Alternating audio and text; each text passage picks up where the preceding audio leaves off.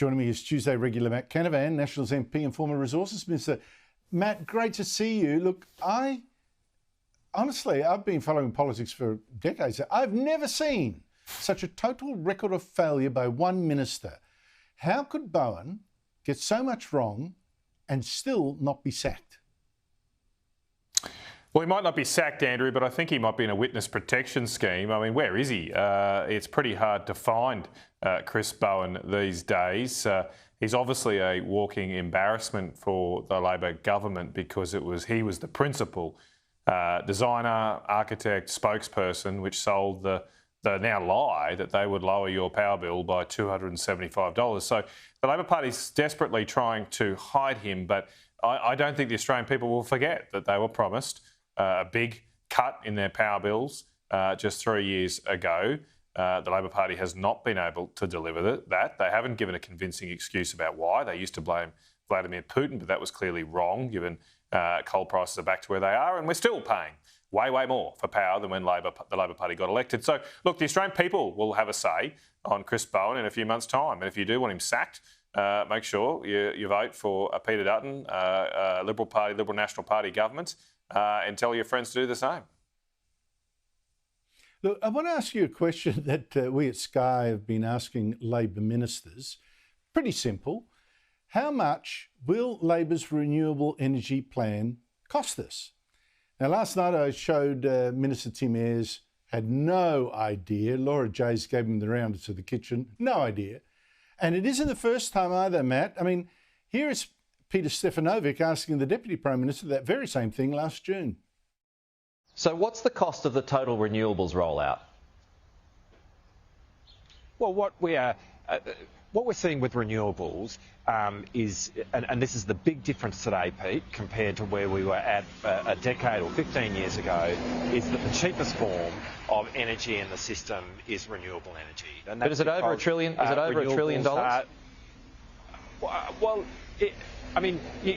You can pick out figures over particular periods of time, but you don't know the total cost. Well, Let me ask you, the government won't give a straight answer. What is the cost?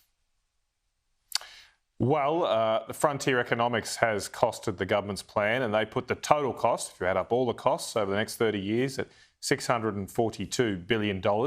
Now, that does depend on a range of other scenarios. So they've got a range. Some of them are a bit lower than that. Some could be higher if there are blowouts on transmission projects. But it's definitely in the order of that $500 to $600 billion, whichever way you cut it.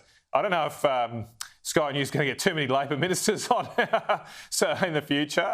They're all probably ducking and covering from your shows. But if we had a half-decent media, every ABC interview these guys do right now, that should be the first question. What is the cost? Tell us what the cost is.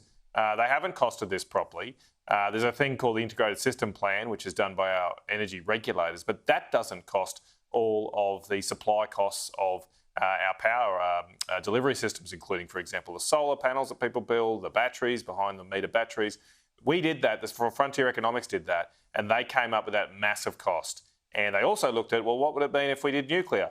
And that was a lot lower cost. It was only $331 billion. Well, I shouldn't say only. The $331 billion, still a lot of money, isn't it? $331 billion for a nuclear option, 44% cheaper than the Labor Party option.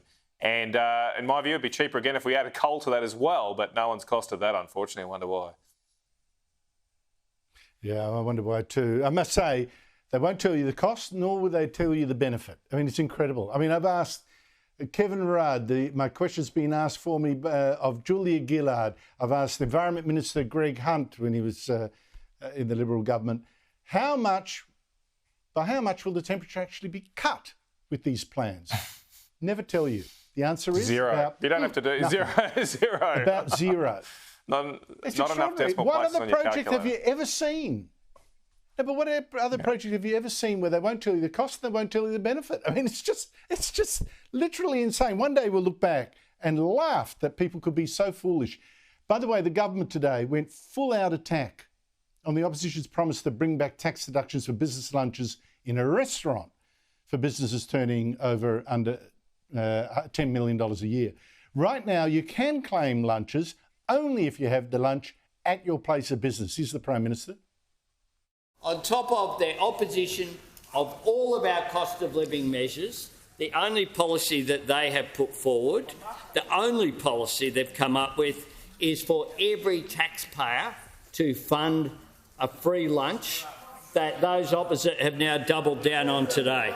Doubled down on. So why should taxpayers pay for lunches in restaurants for businessmen? Well, I think it makes things equal, Andrew. If you go to the large corporate offices in our country, they often have their own chefs and dining rooms, effectively, they're sort of boardrooms, dining rooms.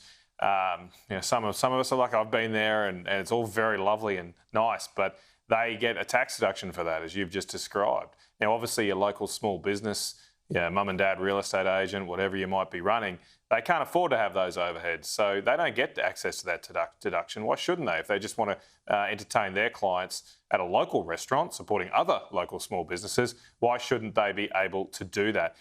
So I think it's a very sensible policy. It'll mean small businesses pay less tax. And ultimately, again, if you want to pay less tax, the only option at the next election is to vote out this Labor government and vote for the Liberal National Party that believe in that. I think it's also there's also an argument being run that this is going to help the restaurant trade, which is really floundering. But that said, we'll see. Matt Canavan, thank you so much indeed for your time.